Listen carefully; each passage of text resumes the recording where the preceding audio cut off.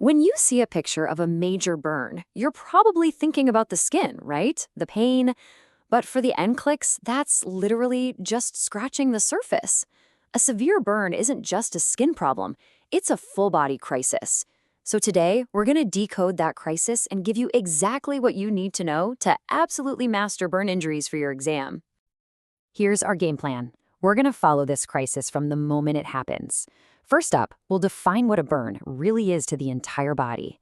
Then, we'll put on our detective hats and learn how to properly assess the damage. We'll dive into the chaos of the first 48 hours, map out the long road to recovery, and then, to wrap it all up, we'll do a rapid-fire review of the absolute must-know facts for the NCLEX. Okay, first things first. We have to completely reframe how we think about this. A major burn is not just a skin injury. Think of it like a bomb that goes off inside the body, disrupting everything. Fluid balance, electrolytes, temperature, metabolism, you name it. That's the mindset you need to have.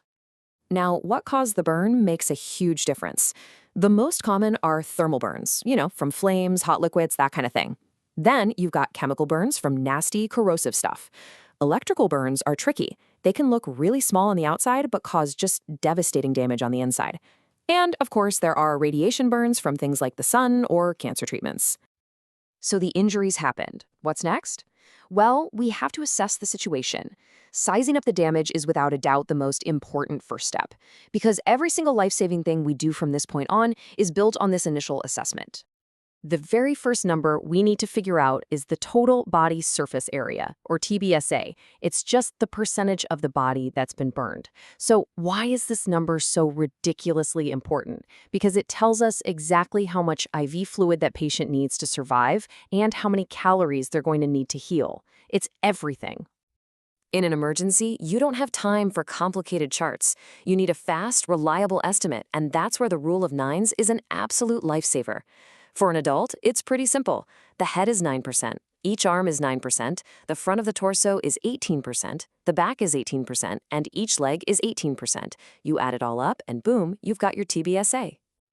Okay, listen up, because this table right here is pure NCLX gold. Let's break it down. Superficial? That's your typical sunburn. It hurts a lot because the nerves are right there and angry.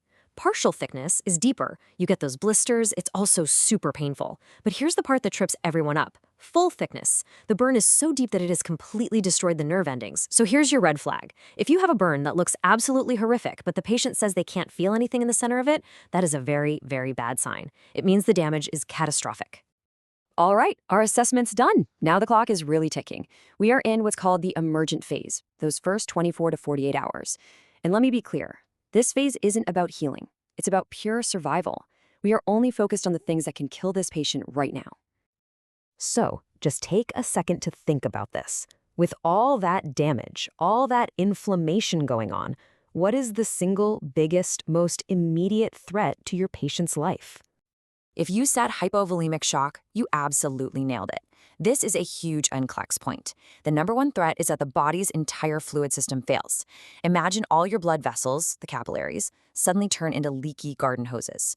All that precious fluid, the plasma, just pours out of the vessels and into the surrounding tissue. That's what we call third spacing. The tank is suddenly empty, blood volume plummets, and blood pressure just crashes.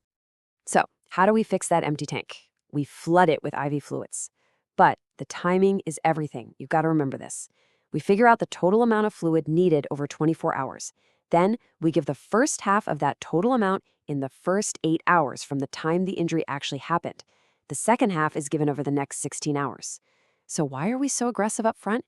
Because that's when those capillaries are the leakiest. We have to get way ahead of the shock. Okay, so we're pumping in all this fluid, but how do we know it's actually working? It's simple. We look at the kidneys. We watch the urine output. Our target for an adult is more than 30 milliliters per hour. That little number is the best indicator we have that we're getting enough fluid to the vital organs and keeping them happy. Whew, okay, the first 48 hours were a sprint for survival. But burn care, man, it's a marathon. So let's zoom out for a minute and look at the entire journey so we can see how our priorities are going to change over time. So we can break this marathon down into 3 big stages. We just conquered the emergent phase. We saved their life. Now we enter the acute phase. The patient's more stable, but their wounds are wide open. This is a long, hard fight against infection, horrible pain, and the body's insane need for calories to heal. Once those wounds are finally closed, we start the rehabilitative phase. This can go on for years, and it's all about getting function back, managing scars, and helping them rebuild their life. Okay, team, let's lock all this information in. We've walked through the whole journey, and now it's time for the final sprint, our NCLEX Mastery Review. Let's hit the high points, the stuff you absolutely, positively have to know. All right, electrolytes are always a big topic for the NCLEX, so let's make this simple. In that first emergent phase, just imagine millions of cells being destroyed. They literally burst open and leak all their potassium into the bloodstream. That's why you get hyperkalemia, or high potassium. Meanwhile, sodium is leaving the vessels with all that leaky fluid, so you get hyponatremia, or low sodium. Then later, in the acute phase, the body starts to fix the leaky pipes.